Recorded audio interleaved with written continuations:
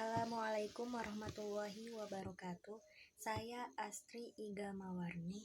Saya Indana Zulfa Octavia, biasa dipanggil Indana. Saya Alvina Honestia Sari. Kami dari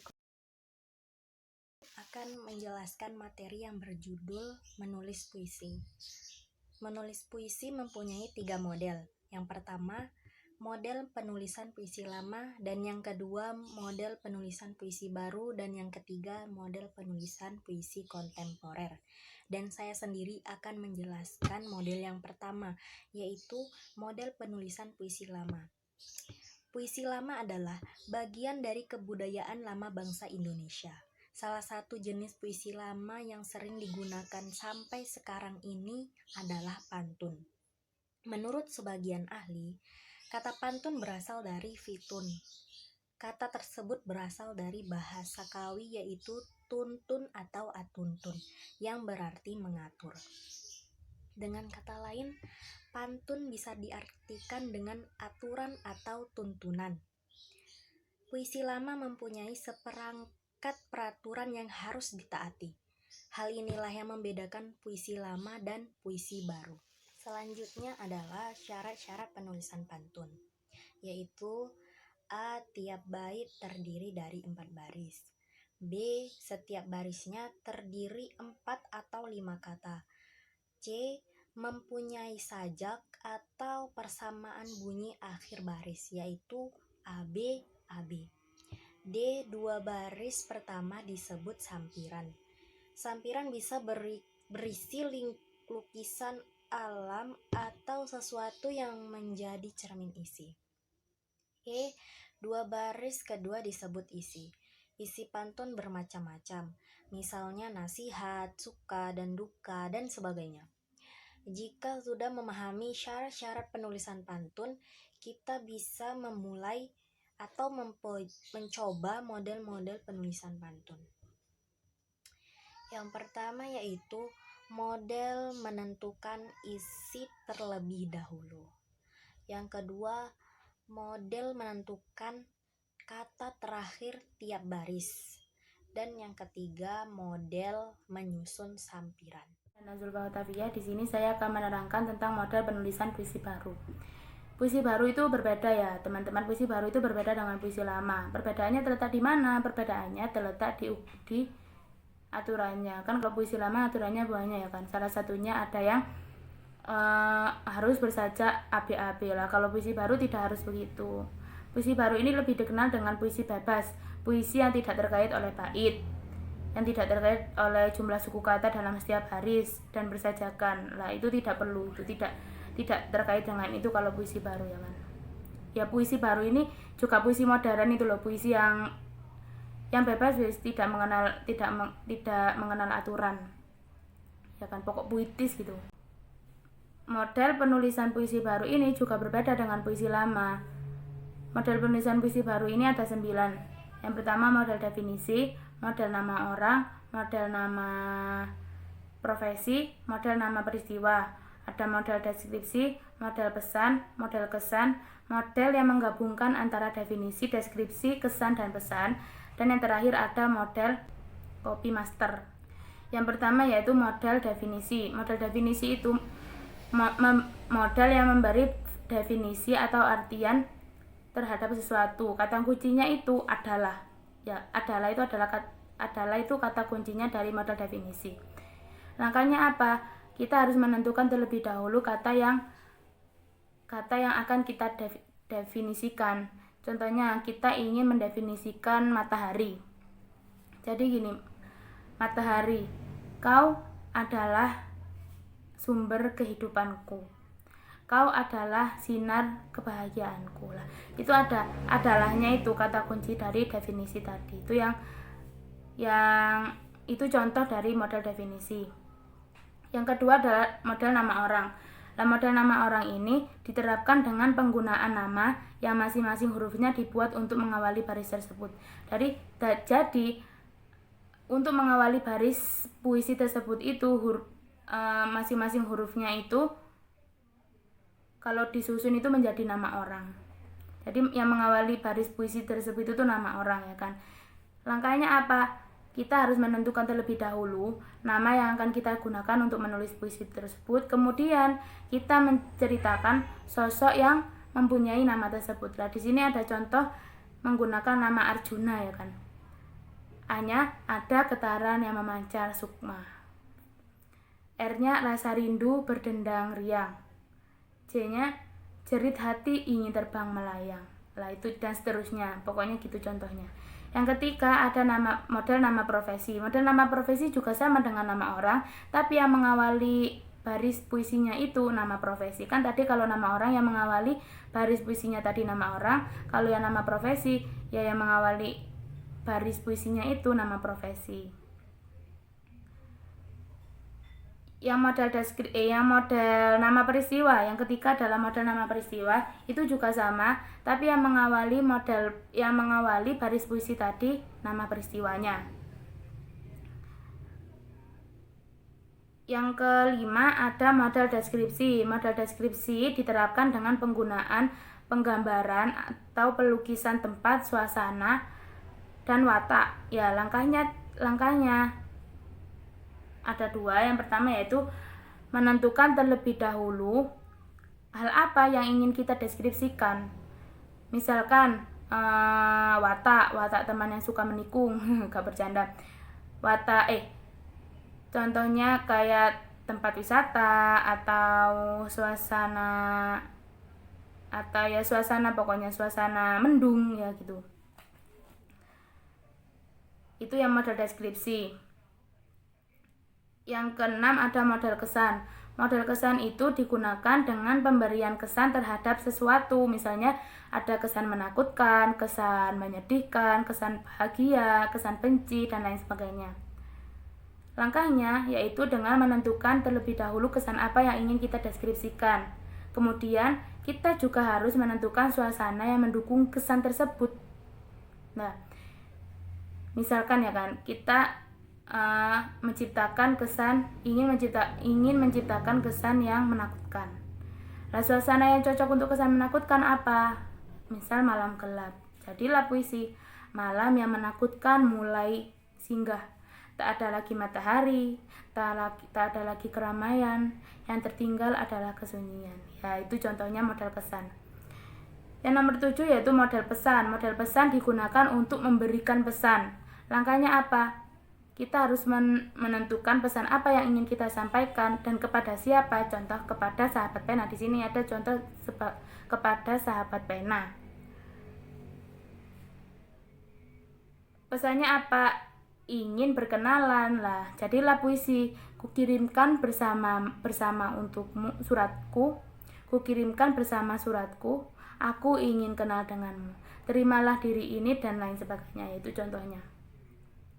Yang kedelapan yaitu model penggabungan antara definisi, deskripsi, kesan, dan pesan. Ini digabungkan menjadi satu.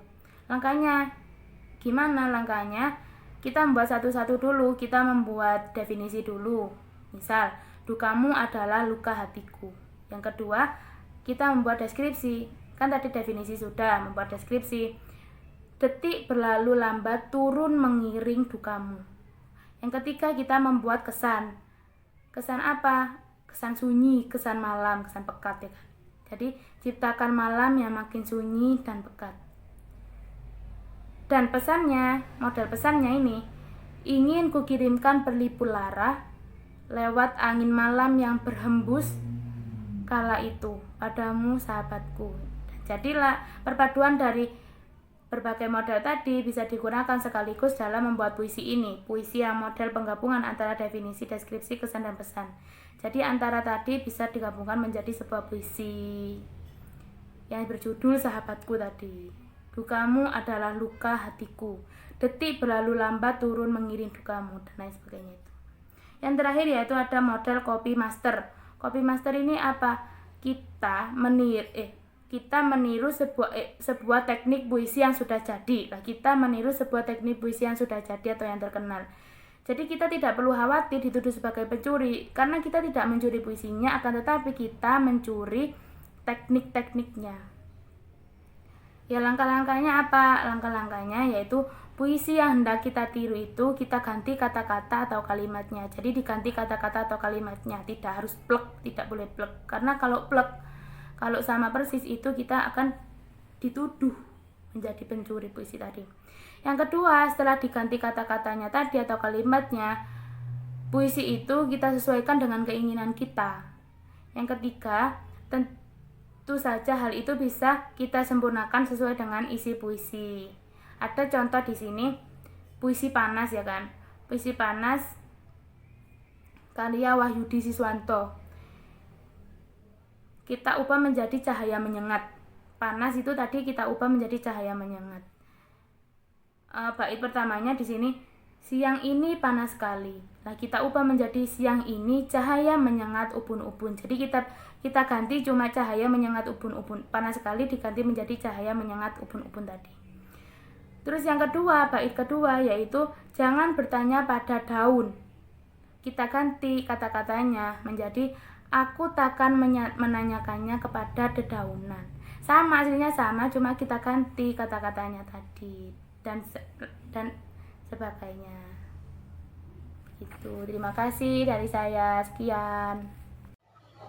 Model penulisan puisi selanjutnya adalah model penulisan puisi kontemporer. Puisi kontemporer yaitu puisi Indonesia yang inkonvensional. Nah, apa sih inkonvensional itu? Jadi, inkonvensional adalah tidak sesuai dengan adat kebiasaan. Makanya puisi ini juga disebut dengan puisi lugu, puisi aneh-aneh, dan juga puisi beling. Nah, kenapa disebut seperti demikian? Nanti kita akan membahas mengenai ciri-ciri puisi kontemporer ini sendiri. Jadi, puisi kontemporer ini mulai populer sekitar tahun 70-an. Para penyair yang berkecimpung dalam puisi kontemporer adalah Sutarji Kalsumbahri, Jihan, Darmanto, Syed Sudarto, dan juga Ibrahim Sattah. Nah, ciri-ciri puisi kontemporer. Ciri-ciri puisi kontemporer yang pertama yaitu puisi yang sama sekali menolak kata sebagai media ekspresi. Nah, maksudnya itu kalau puisi lama, puisi baru, mereka kan menggunakan kata-kata ya untuk menyampaikan sebuah makna. Tapi kalau puisi kontemporer ini, dia itu cenderung ke simbol. Nanti kita akan bahas lebih lanjut. Ciri-ciri yang kedua yaitu puisi yang bertumpu pada simbol-simbol non-kata dan menampilkan kata seminimal mungkin. Seperti yang sudah saya sebutkan tadi. Jadi puisi kontemporer itu mengeluarkan kata-katanya itu sangat minimal. Jadi itu kebanyakan menggunakan simbol. Lalu kata-katanya ada di akhir atau mungkin di awal saja atau mungkin di tengah. Nah, contohnya teman-teman bisa lihat puisi ini. Jadi puisi ini hanya menuliskan huruf V gitu ya, banyak sekali huruf V. Lalu yang paling bawah adalah Viva Pancasila. Nah, itu adalah salah satu contoh bentuk puisi kontemporer.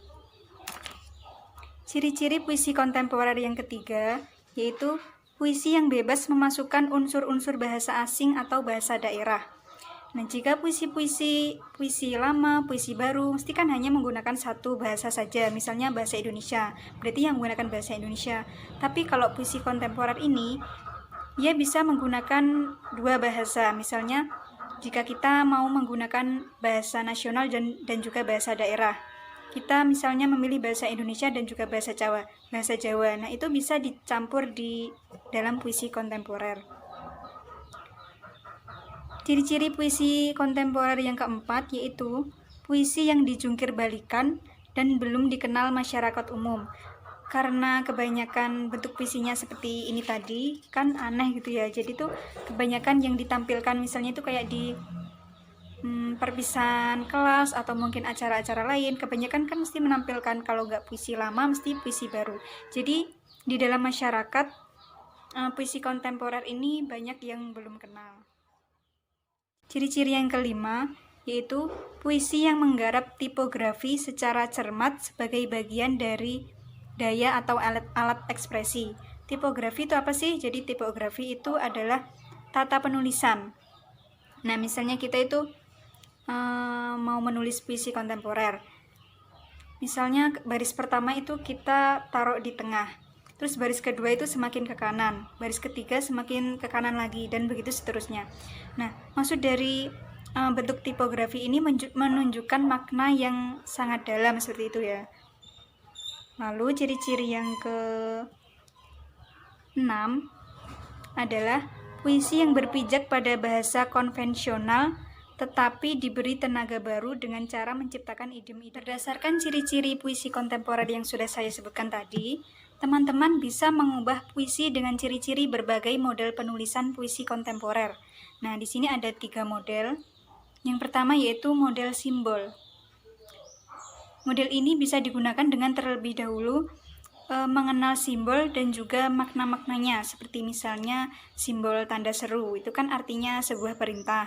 Lalu simbol tanda tanya, itu kan artinya sebuah ketidaktahuan. Nah, dari mengetahui makna simbol-simbol tersebut, teman-teman bisa membuat sebuah puisi kontemporer. Model yang kedua yaitu model bahasa campuran. Model ini digunakan dengan menggunakan 2 bahasa yang berbeda. Langkahnya, terlebih dahulu kita menentukan ingin memakai bahasa apa. Nah, dalam pemilihan bahasa ini sebaiknya teman-teman itu menggunakan bahasa yang sudah teman-teman pahami dengan baik agar nanti tidak terjadi kesalahpahaman. Nah, seperti itu, tidak terjadi kesalahan.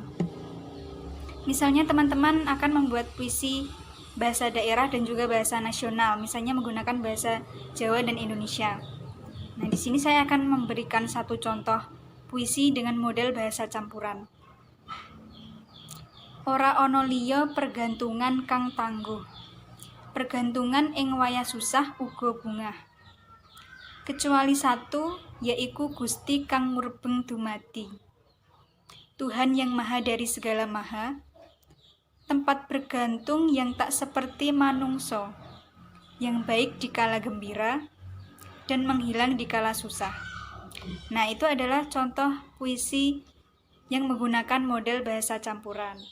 Model yang ketiga yaitu model tipografi. Tipografi adalah tata bentuk penulisan puisi atau penampakan puisi. Jadi, awal membentuk puisi model tipografi ini, teman-teman bisa menentukan terlebih dahulu bentuk-bentuk penulisan puisi.